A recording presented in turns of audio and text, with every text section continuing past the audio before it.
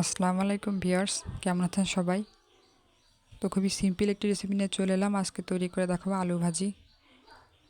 তো অনেকে এটি পারেন, তারপরও যারা একদমই রান্না জানেন না, আমার মনে হয় তাদের উপকারে আসবে। তো চলুন দেখে নিই কীভাবে আলু ভাজিটি তৈরি করতে হয়।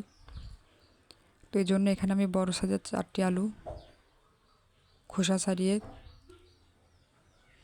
ধুয়ে কুচি করে কেটে নিয়েছি। আমি বটি দিয়ে কেটেছি, আপনারা চাইলে যে কোনো কাটার দিয়ে এটি কাটতে পারেন। আর কিছু মশলা লাগবে। এখানে একটি ছোটো সাইজের পেঁয়াজ কুচি নিয়েছি এবং 5টি কাঁচামরিচ চেরা নিয়েছি। বাকি প্রসেসটা আমি একে একে দেখিয়ে দিচ্ছি। তো চুলায় 2 টেবিল চামচ পরিমাণ রান্নার রেগুলার তেল দিয়ে দিয়েছি। তেলটা গরম হলে এতে আমি আলুটা দিয়ে দেব। তো এই অবস্থায় জালটা মিডিয়াম হিটে রেখেছি। আজকে আমি গ্যাসের চুলায় রান্না করছি। তো তেলটা গরম হয়ে গেছে, আলুটা দিয়ে দিলাম।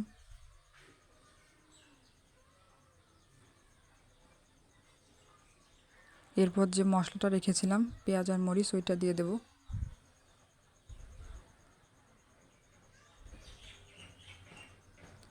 তো পেঁয়াজ মরিচটা দিয়ে দিচ্ছি।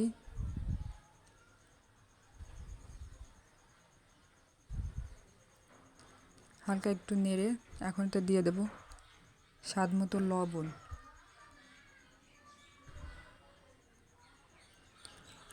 আর দিয়ে দেব 1.5 চামচ পরিমাণ হলুদের গুঁড়া।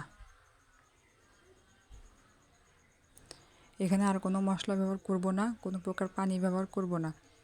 এই তেলের সাহায্যে আমি আলুটা ভেজে নেব। সব কিছু একসাথে মিশিয়ে নিচ্ছি। ঘন ঘন নাড়তে হবে।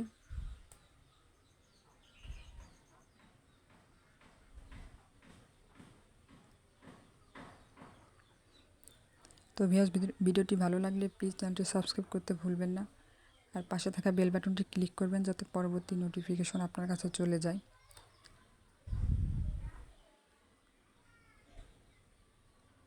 তো ঘন ঘন নেড়ে দিতে হবে। এরপর যে আমি জালটা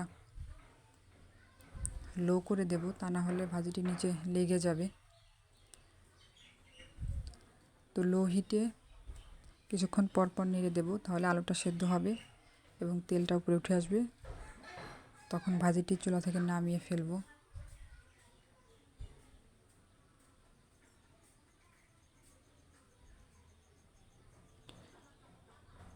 আস্তে আস্তে ভাজিটি কিন্তু কমে আসছে। তো 2 মিনিট জাল করার পর দেখুন এরকম হয়েছে।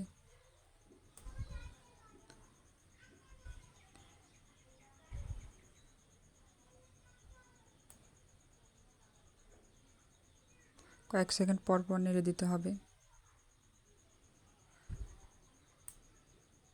অনেকটা কমে গেছে।